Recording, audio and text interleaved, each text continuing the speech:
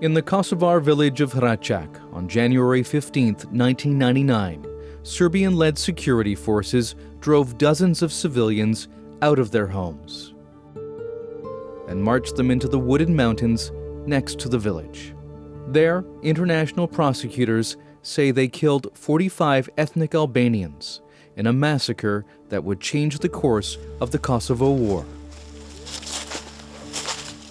Ram Shabani was among those rounded up.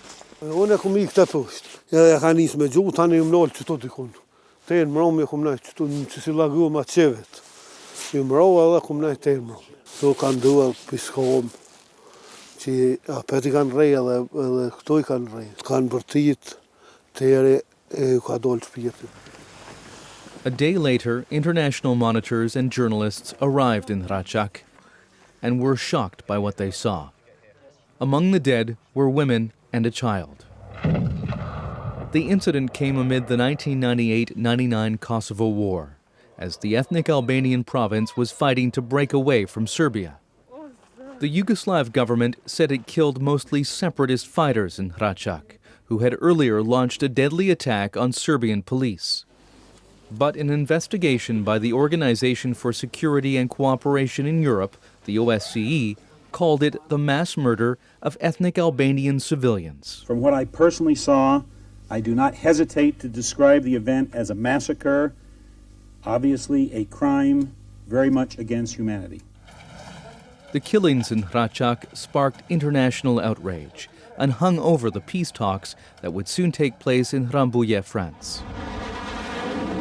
When Yugoslav President Slobodan Milosevic refused to sign a peace deal, NATO launched a bombing campaign that eventually ended the two-year war. Momenti e Racakut pati rol tepër të rëndësishëm që dhe ne të bëhemi së bashku, të jemi unik në delegacionin e Kosovës. Tash një domen shumë tjetër, domeni politik, u kriju raporti fajësisë dhe pafajësisë në mënyrë shumë të qartë. Ne e nënshkruam marrëveshjen, Serbia nuk e nënshkruajti, prandaj u krijuan rrethanat për bombardimin e Serbisë. Please be seated. The Racak massacre was part of the indictment that a UN International Criminal Tribunal brought against former Yugoslav President Slobodan Milosevic. But he died during his trial in 2006. No one has been convicted for the killings. Dëshmitarët po vdesin, mirë po edhe kujtesa e tyre dhe memoria e tyre me kalimin e kohës zbehet.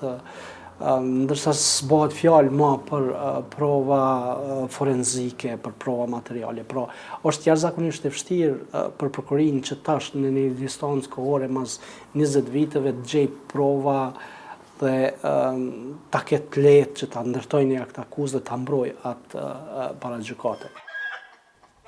For Mehreme Halili, the lack of justice only adds to her loss. Her son Skender was among the victims killed in the massacre.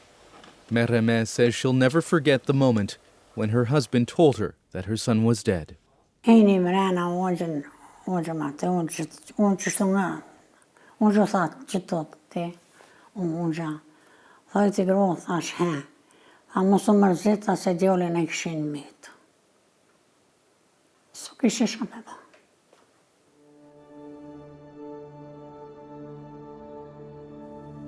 Mehreme's son is buried with the other victims of the Racak massacre in a cemetery at the entrance of the village.